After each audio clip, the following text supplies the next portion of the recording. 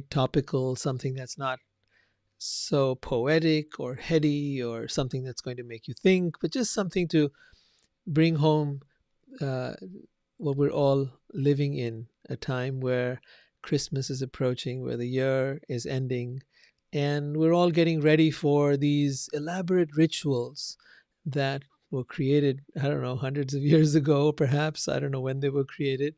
When we started, having parties and celebrating and these particular days. Now, I won't go into the history of all of that. That's a whole different topic. But what I wanted to look at was the kind of stress many of us go through. Some of us who have family around are, enjoying being with them, but then there's all kinds of family drama around who's going to what, who's going to whose party and who's going to be with whom, and what's fair and what's unfair, and just a lot of family drama that happens that you might have also heard about.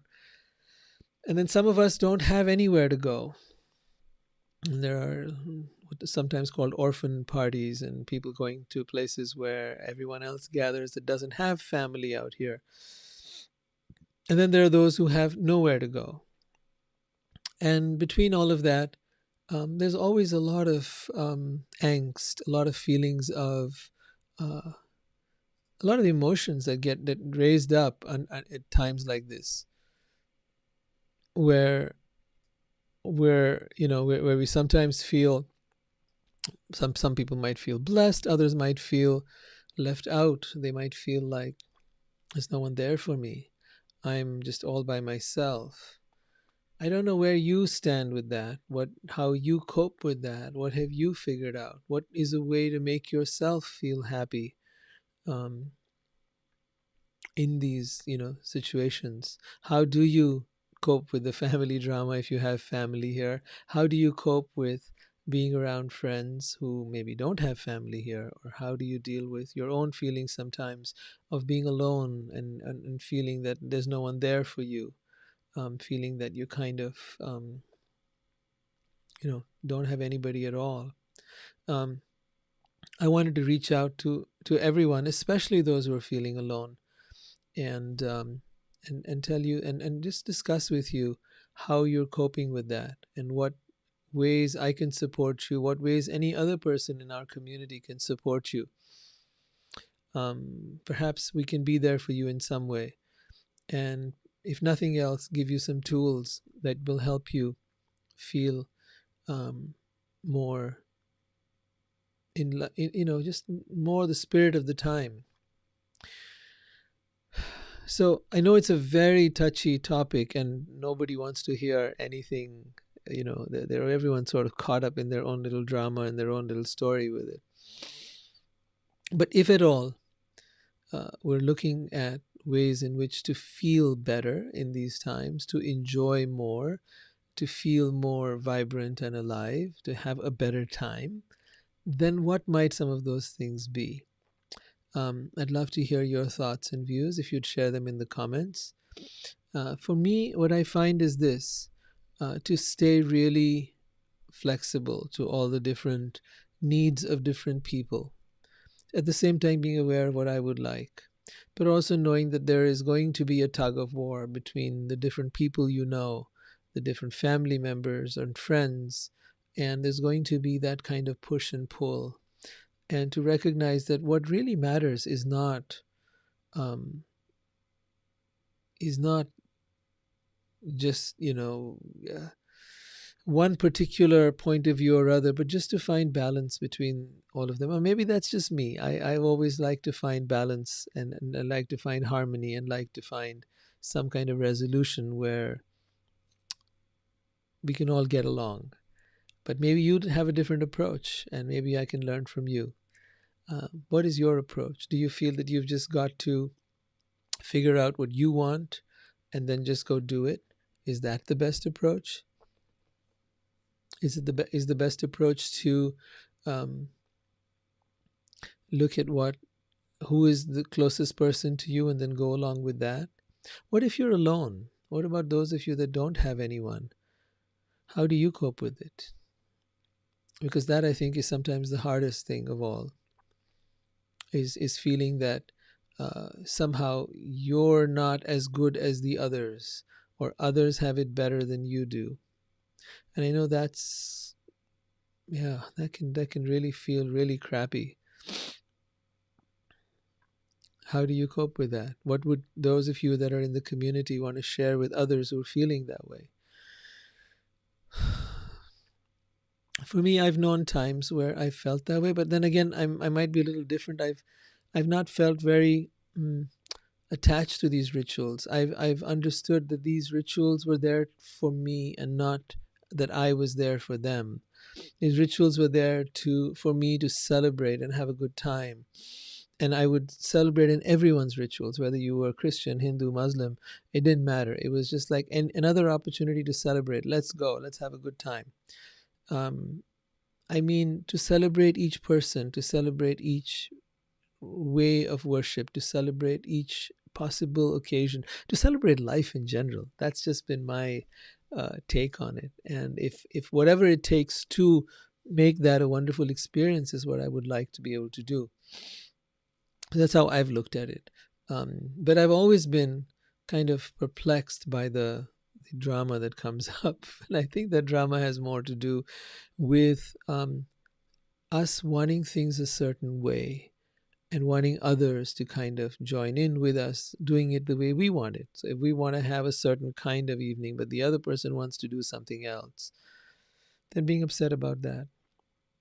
And then if we don't have anyone, then feeling like the others are somehow more lucky, more fortunate, more blessed, and feeling that we're not good enough. I don't know. Is that really, really true? Is it really, really necessary to take that meaning out of it? Because I know there are years in which you've had someone, and there are years in which you haven't had someone. And aren't all of them important? Isn't the good as important as the bad? Isn't the up as good as the important as the down? Sometimes, if you think about it, I sometimes think of life like a trampoline. Have you ever jumped on a trampoline? And have you noticed how it is? There's the trampoline, and then you jump on it, and as you jump on it, it goes down, right? And then it pushes you up. That every down pushes you up. So I think that the downs are as important as the ups. I think that it's taken me a long time in life to kind of really, really get this idea that even when I'm feeling down, it's an important moment and that it's significant and that it's time for me to enjoy even that. I know that there are times where I've been alone and I've just taken the time out to um, take myself out for a dinner or take myself out or just prepare something really nice for myself that evening and give myself the nurturing that I would have liked from another person or from friends.